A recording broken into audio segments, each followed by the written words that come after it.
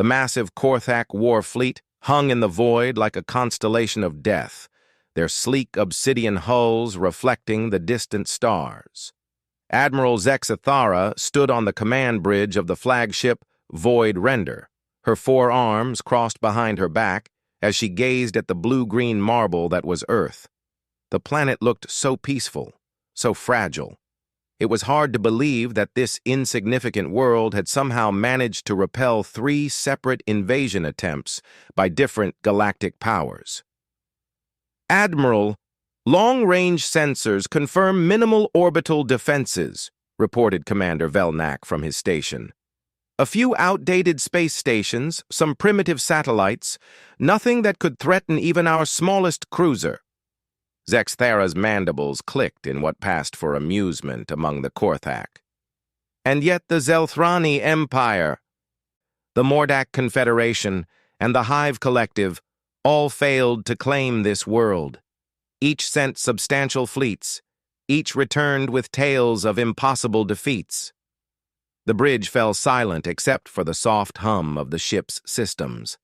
Every officer present knew the stories.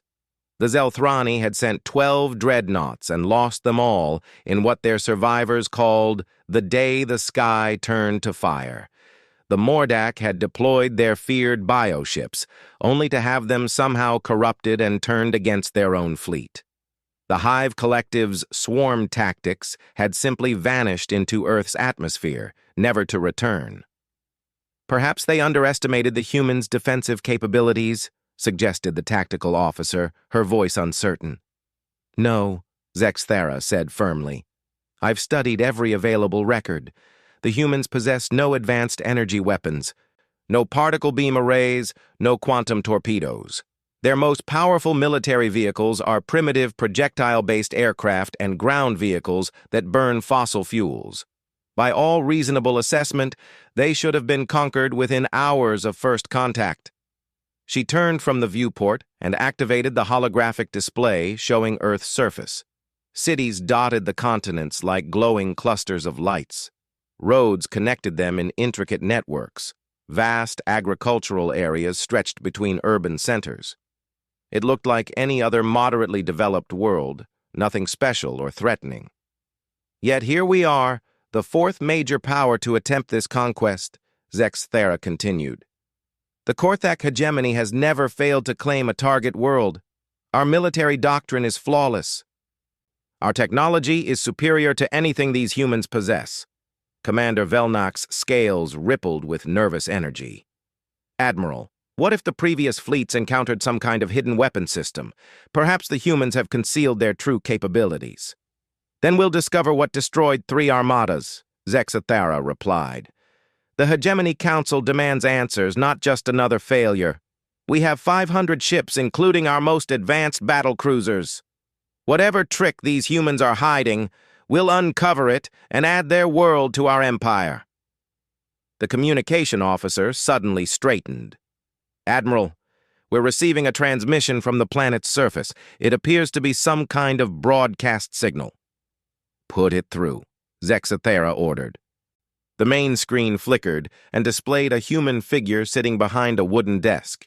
The being appeared young by human standards, with dark hair and wearing what seemed to be formal clothing. Behind the human, banners displaying various symbols hung from poles. "People of Earth," the human began, his voice calm despite the massive alien fleet visible in Earth's skies. "This is President Chen addressing the nation and the world. As you can see, we once again face visitors from beyond our world. As with previous encounters, we extend an invitation for peaceful dialogue and cultural exchange." The transmission continued with the human leader outlining evacuation procedures for major cities and requesting that citizens remain calm.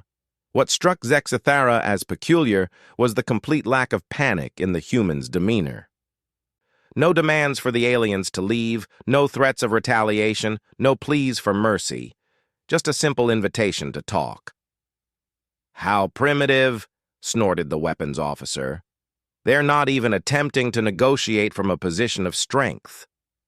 But Zexathara felt uneasy. Something about the human's confidence seemed genuine, not the bravado of a desperate leader facing annihilation. She had conquered dozens of worlds, and the pattern was always the same. First came panicked broadcasts, then attempted negotiations offering tribute or surrender, finally desperate threats as the invaded species realized the futility of resistance. This was different. "Sir," the communications officer interrupted, "we're receiving thousands of other transmissions from across the planet. It appears to be their global information network. Should I isolate military communications?" "No.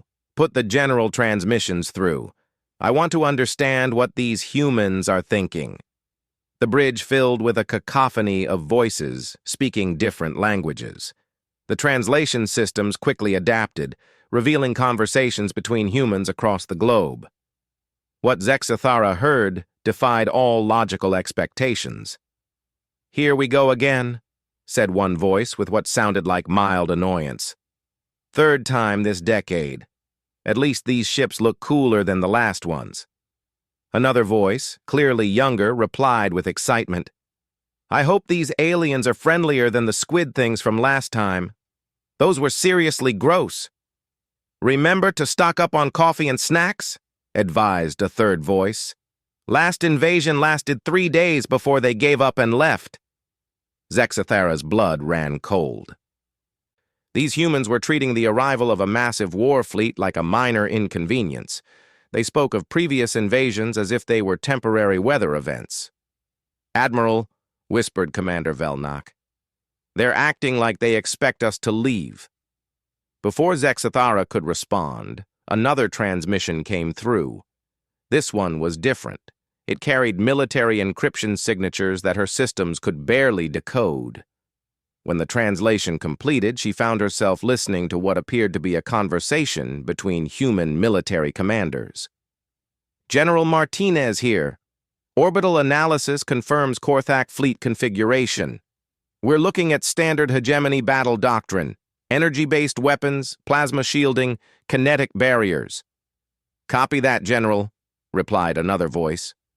"Science Division has completed their initial assessment. Korthak biology suggests silicon-based metabolism with crystalline neural structures. Previous engagement protocols should be effective." The transmission cut out, leaving the Korthak bridge in stunned silence. "Previous engagement protocols?" Velnak's voice cracked. "They're talking like they've fought our kind before." "Impossible," Zexathara muttered. "The Korthak have never encountered humans before this mission. Our intelligence networks would have recorded any contact." But doubt crept into her mind. The hegemony's expansion had been rapid over the past few centuries, absorbing dozens of star systems and countless species. Perhaps some isolated Korthak expedition had encountered humans, and the records were classified or lost.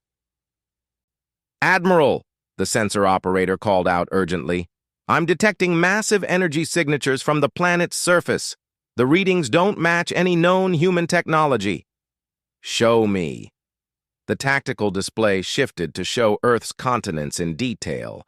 Bright spots of energy were appearing at seemingly random locations, some in major cities, others in remote wilderness areas, several underwater. The energy signatures were unlike anything in the Korthak database. "Those aren't power plants or military installations," the tactical officer observed. "The signatures are too complex, too organic." As they watched, the energy readings began to pulse in synchronized patterns. The pulses spread across the planet's surface like ripples on water, growing stronger with each cycle. "Admiral, the humans are attempting to establish communication again," reported the communications officer. "Put them through." This time the transmission came from a different human, an elderly female wearing what appeared to be scientific attire.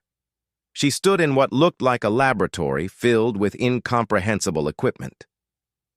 "Greetings to the Korthak hegemony," the human said, her voice warm but somehow unsettling. "I am Dr. Elena Vasquez, director of the Terran Defense Research Institute. We've been monitoring your fleet since you entered our solar system. Your technology is quite impressive. Crystalline matrices for data processing, plasma-based propulsion systems, neural-linked weapon targeting, very efficient design principles. Zexthara's mandibles clenched. How could these primitives have analyzed their technology so quickly and accurately? Dr. Vasquez continued, "We understand you're here for conquest, as were your predecessors. Before you proceed, perhaps you'd like to know what happened to the previous fleets that visited our world?" The transmission showed a wall covered with images, sleek alien ships that Zexathara recognized as Zelthrani, Mordak, and Hive Collective designs. But the ships in the images were wrong somehow. They looked corroded, twisted, as if they'd been subjected to some kind of exotic radiation. "The Zelthrani came with energy weapons that could crack continents," Dr. Vasquez explained matter-of-factly. "Unfortunately for them, their ships' hulls contained certain metallic alloys that became highly unstable when exposed to specific electromagnetic frequencies.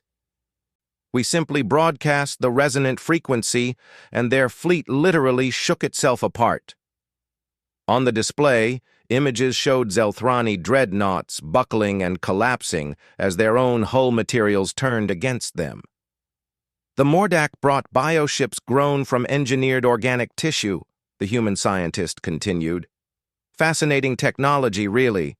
Of course, organic systems are vulnerable to biological warfare. We introduced a modified virus that their bioships' immune systems couldn't recognize. The infection spread through their entire fleet in hours." More images flashed by, Mordak vessels writhing like dying creatures as they succumbed to invisible pathogens. "The Hive Collective tried to overwhelm us with numbers," Dr. Vasquez said, with what sounded like academic interest. "Millions of small craft coordinated through quantum entanglement networks. We disrupted the quantum fields with localized space-time distortions.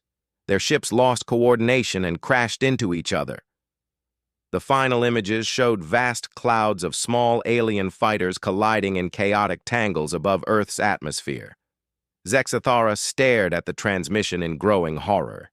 Each conquered fleet had been defeated not through superior firepower, but through precise exploitation of their own technology's weaknesses.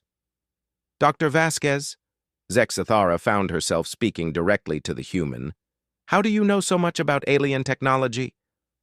The elderly human smiled, and for a moment her expression seemed almost predatory. "Oh, Admiral, we've been studying visitors like yourselves for quite some time. Every species that comes here teaches us something new. The Zelthrani showed us advanced metallurgy. The Mordak demonstrated bioengineering principles. The Hive Collective revealed quantum networking techniques. You're saying you learned from the species you defeated? Learned from them?" Dr. Vasquez laughed softly. "Admiral, we didn't just learn from them. We incorporated their technologies into our own systems. Every failed invasion makes us stronger, more adaptable. That's what humans do. We take the best from every encounter and make it our own." The transmission ended, leaving the Korthak command bridge in absolute silence.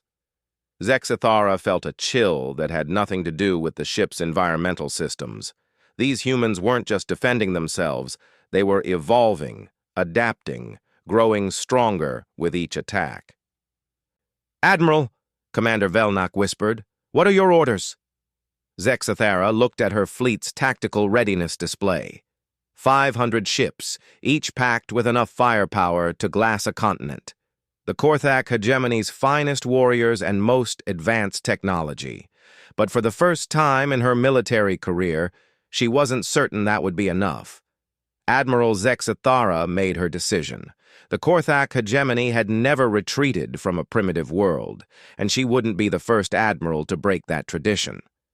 Whatever tricks these humans possessed, 500 warships commanded by the galaxy's most experienced military force would overcome them.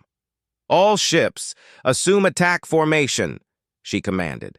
"Target the major population centers. We'll demonstrate Korthak superiority and force their immediate surrender." Across the fleet, massive vessels moved into position, The Korthak battle doctrine was simple and effective. Overwhelming force applied simultaneously to cripple the enemy's ability to coordinate resistance. Energy cannons charged with enough power to reduce cities to molten glass. Plasma torpedo tubes loaded with projectiles that could penetrate planetary shields. "Admiral, fleet reports ready for bombardment," Commander Velnak announced. "Fire!" The response was immediate and devastating. Hundreds of energy beams lanced down from orbit, each one targeting critical infrastructure and military installations. Plasma torpedoes streaked through Earth's atmosphere like falling stars. The coordinated assault should have reduced human civilization to rubble within minutes. But something went wrong. "Admiral!" The sensor operator's voice cracked with disbelief. "Our weapons! They're not reaching the surface!" On the tactical display, the energy beams and plasma torpedoes were simply disappearing as they entered Earth's atmosphere. Not blocked by shields or deflected by defensive systems, they were vanishing completely, as if the space around Earth was somehow consuming them. "Impossible," Zexathera snarled. "Check your sensors." "Sensors are functioning normally, Admiral. The weapons are firing correctly, but they're being absorbed by some kind of atmospheric anomaly." Before anyone could respond, every communication system on the ship activated simultaneously. Dr. Vasquez's face appeared on screens throughout the bridge, her expression disappointed rather than angry. "Admiral, that was unnecessarily aggressive," the human scientist said. "We offered peaceful dialogue, but you chose immediate violence. That's unfortunate, but not unexpected. Most species start with the same approach." "What have you done to our weapons?" Zexathera demanded. "Oh, we've simply modified our atmosphere slightly," Dr. Vasquez replied casually. "Korthak energy weapons operate on specific quantum frequencies. We've introduced particles that create interference patterns at those exact frequencies. Your weapons are firing perfectly. The energy is just being converted to harmless radiation before it reaches us." The tactical officer ran frantic calculations. "Admiral, she's right. If they could manipulate atmospheric composition at the quantum level, they could neutralize our entire arsenal." "How?" Zexathara found herself asking. "Your species lacks the technology for such precise atmospheric manipulation." Dr. Vasquez smiled that unsettling smile again. "Admiral, do you remember the Zelthrani invasion 7 years ago? Their ships used atmospheric processors to modify planetary environments for colonization. After we disabled their fleet, we studied those processors extensively. Combined with Mordak bioengineering and Hive quantum networking, we developed something rather remarkable." The transmission shifted to show what appeared to be a massive facility built into a mountain. Inside, crystalline structures that looked distinctly Zelthrani pulsed with energy, connected by organic conduits that seemed Mordak in origin. Swarms of tiny devices coordinated by quantum entanglement networks, clearly derived from Hive technology, moved throughout the complex like living things. "We call it the Adaptive Defense Matrix," Dr. Vasquez explained. "It combines the best elements of every species that's tried to conquer us. Zelthrani matter manipulation, Mordak biological adaptation, Hive collective coordination, and human creativity. The result is a system that can analyze and counter any weapon system in real time." Commander Velnak's scales had turned pale. "They've built a hybrid technology using pieces from every species they've defeated." "It gets better," Dr. Vasquez continued. "The system is fully automated and self-improving. Every new threat teaches it to become more effective.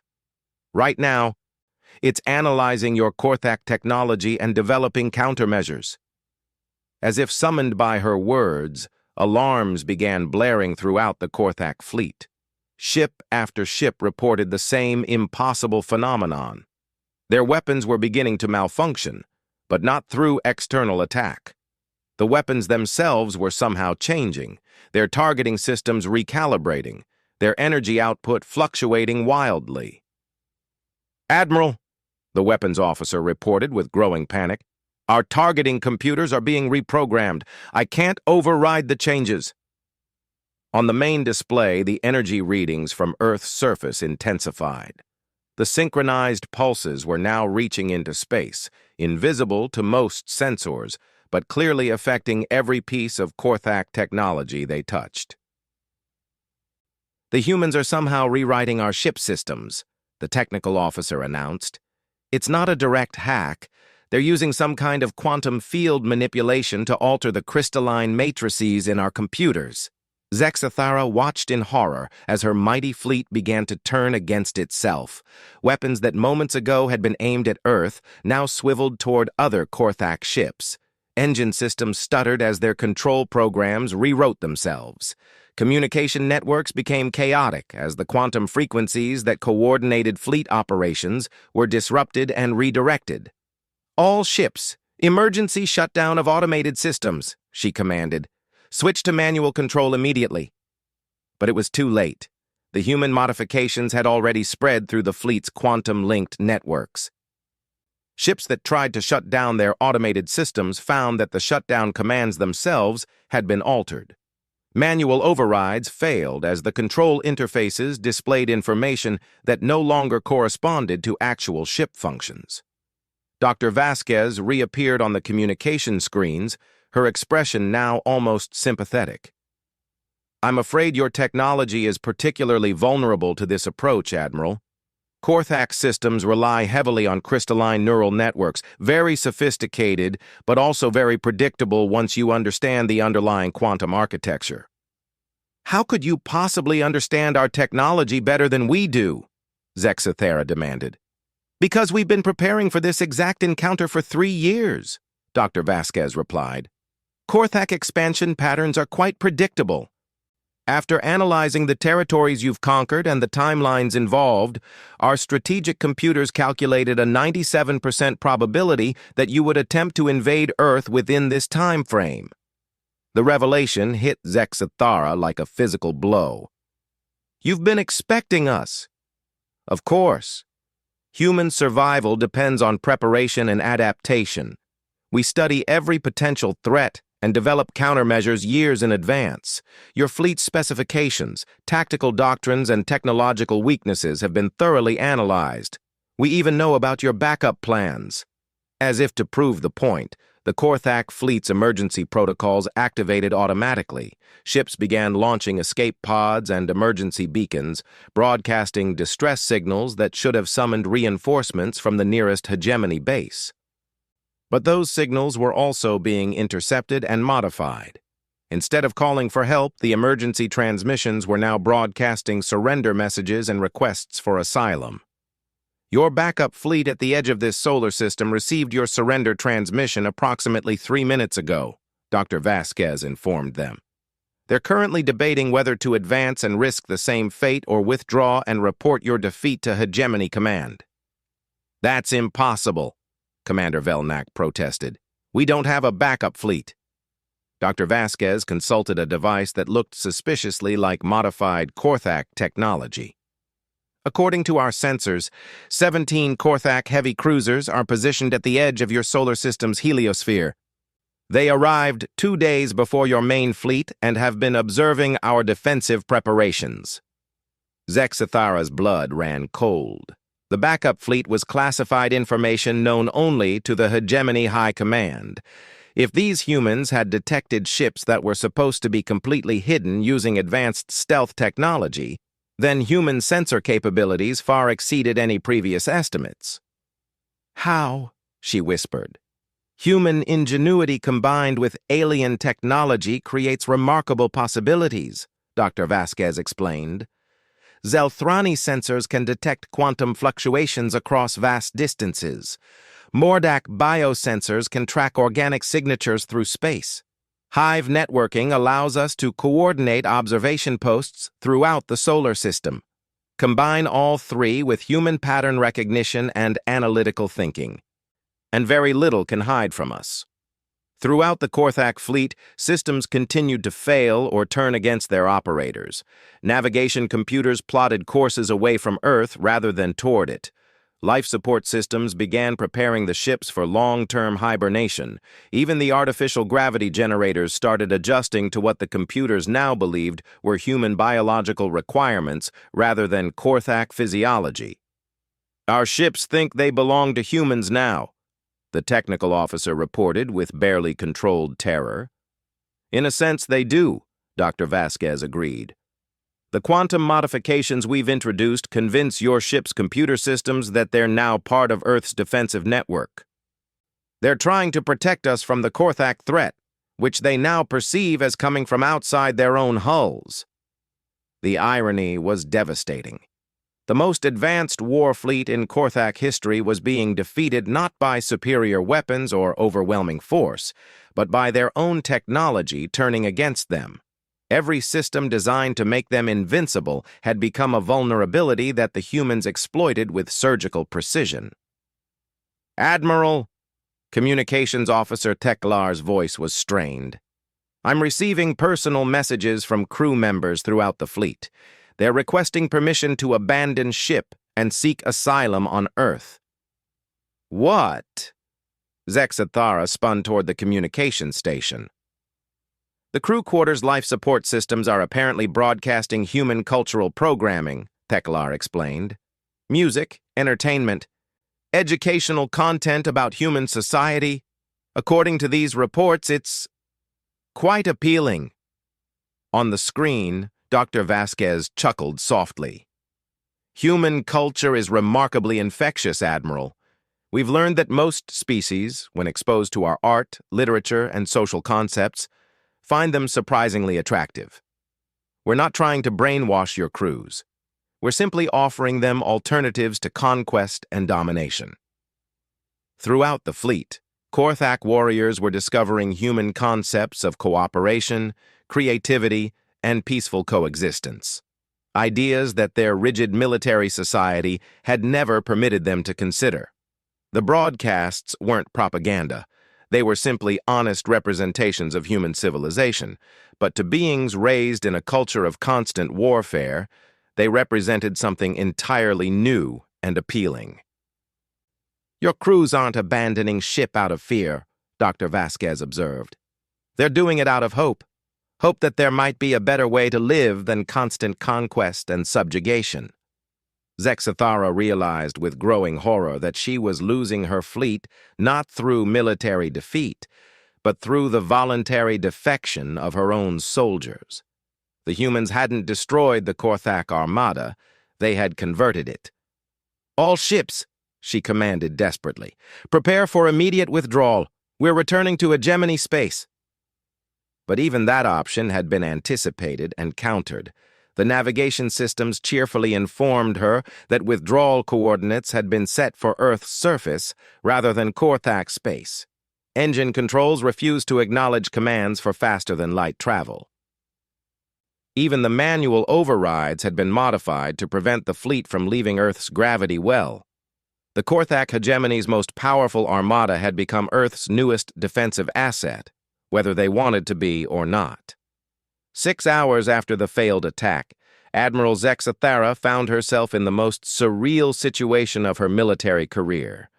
She was sitting in what humans called a conference room aboard a Korthak battle cruiser that no longer obeyed her commands, drinking something called coffee while negotiating the surrender of her entire fleet.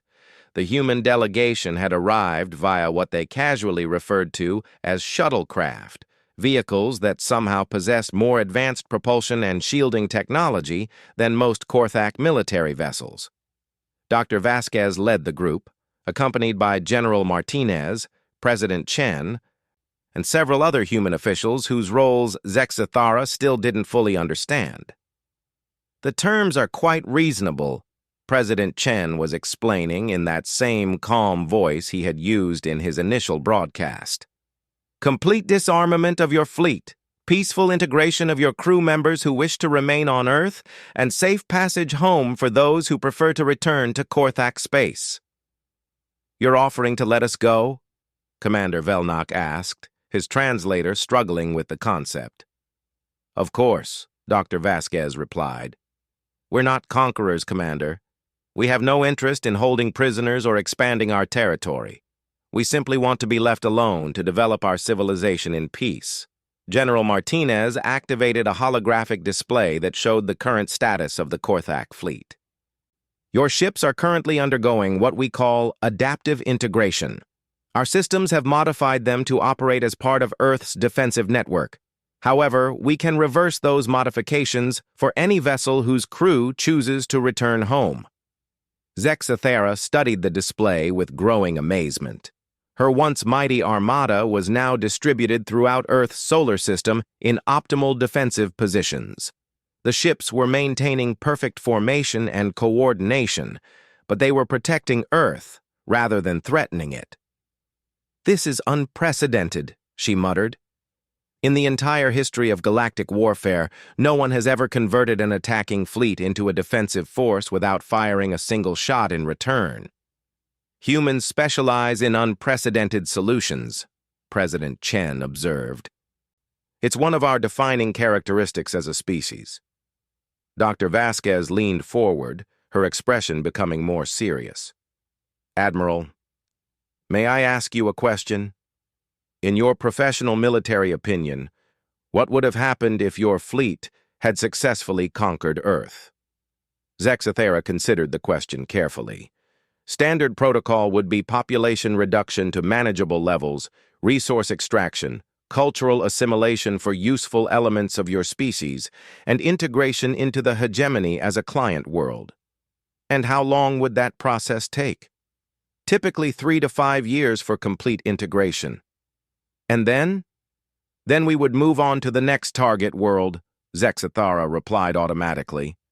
Always expanding, always conquering, always consuming. Dr. Vasquez nodded. That's the pattern we've observed in every species that's attempted to invade Earth. Endless growth, endless war, endless domination. General Martinez activated another display, this one showing a map of galactic territories controlled by various aggressive species. The Korthak hegemony occupied a substantial portion, but it was surrounded by other expanding empires following identical patterns. Your hegemony is currently engaged in active conflicts with 17 different species across 43 star systems, the general noted. The Zelthrani Empire has similar numbers. The Mordak Confederation is fighting on 36 fronts. The Hive Collective is attempting to consume everything in their path. "This is the natural order," Commander Velnak protested. "Survival requires expansion. The strong conquer the weak." "Does it?" Dr. Vasquez asked quietly. "Admiral, how many Korthak worlds have been lost to enemy action in the past 50 years? Zexathara felt uncomfortable with the question. "The hegemony doesn't lose worlds. According to our intelligence networks, the Korthak have lost 12 core worlds to various enemies in the past 5 decades. Dr. Vasquez continued relentlessly. "Your military is so focused on conquest that your home territories are vulnerable to counterattack." The holographic display shifted again, showing detailed analysis of Korthak territorial losses. Worlds conquered by enemies, while the hegemony's fleets were off attacking new targets. Populations enslaved or destroyed while their protectors were engaged in distant campaigns. "The mathematics of endless expansion are unsustainable," President Chen explained. "Each new conquest requires resources to maintain control. Each new enemy creates additional fronts to defend. Eventually, every expanding empire reaches a point where it cannot sustain its own growth." "You're suggesting we stop expanding?" Zexathara asked, genuinely confused by the concept. "We're suggesting you consider alternative approaches to civilization," Dr. Vasquez replied. "Humans have never been interested in conquering other worlds. We prefer to develop our own territory and establish peaceful trade relationships with our neighbors." "But Earth is a single world," Commander Velnak pointed out. "You have no space-based territories to defend or develop."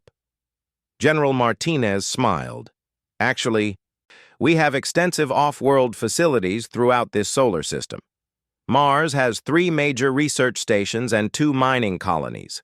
The asteroids between Mars and Jupiter support 17 separate industrial complexes. Jupiter's moons host our most advanced shipyards and scientific laboratories. The display showed detailed images of human installations throughout the solar system. The technology was clearly advanced, but the facilities were designed for research, industry, and habitation rather than military purposes. We've been a spacefaring civilization for over 2 centuries, Dr. Vasquez added.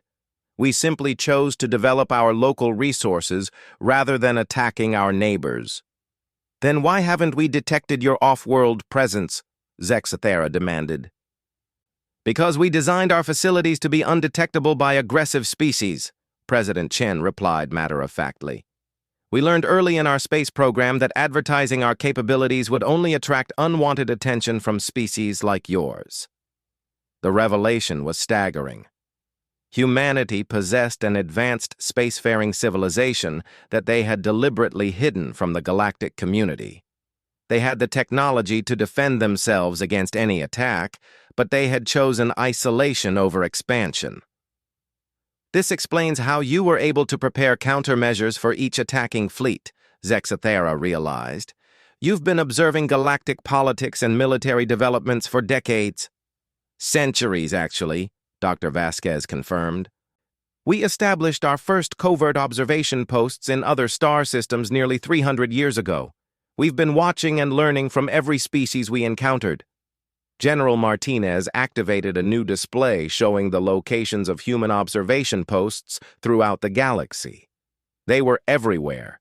Hidden facilities orbiting major trade routes, concealed research stations in asteroid fields, camouflaged monitoring equipment near the homeworlds of every major galactic power.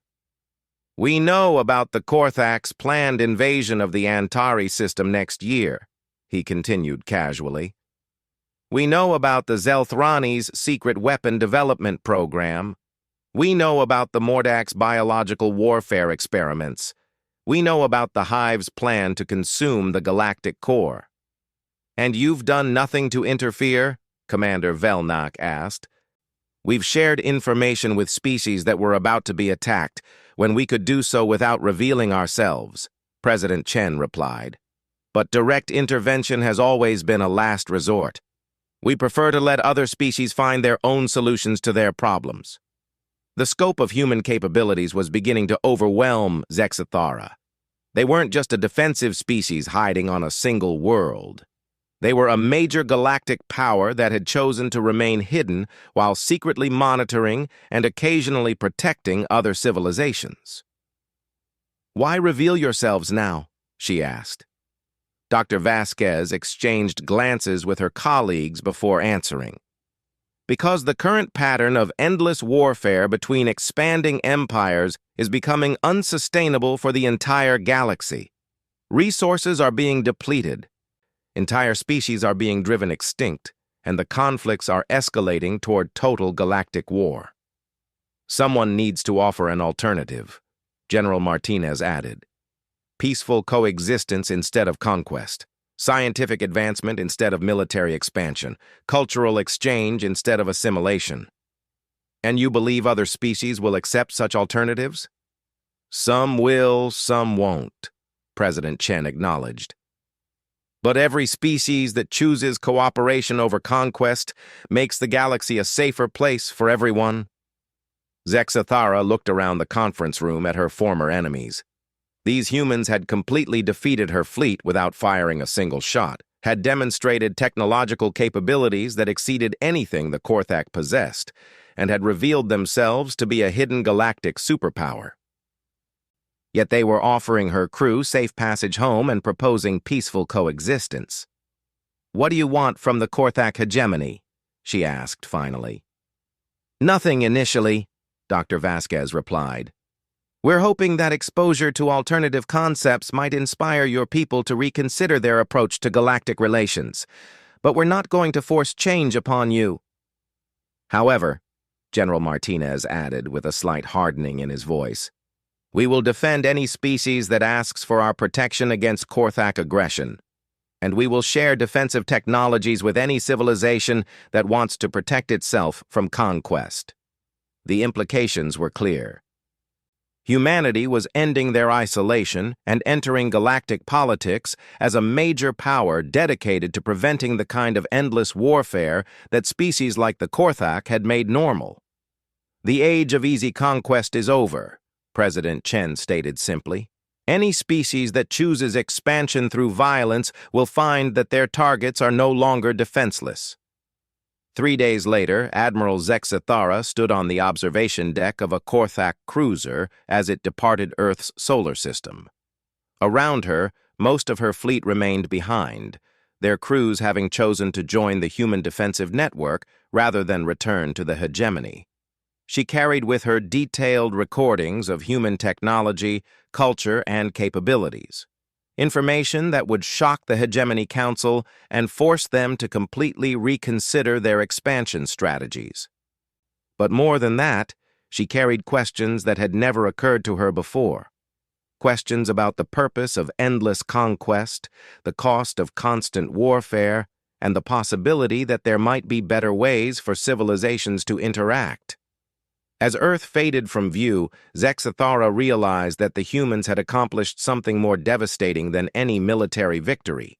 They had introduced doubt into the certainty that had driven Korthak expansion for millennia.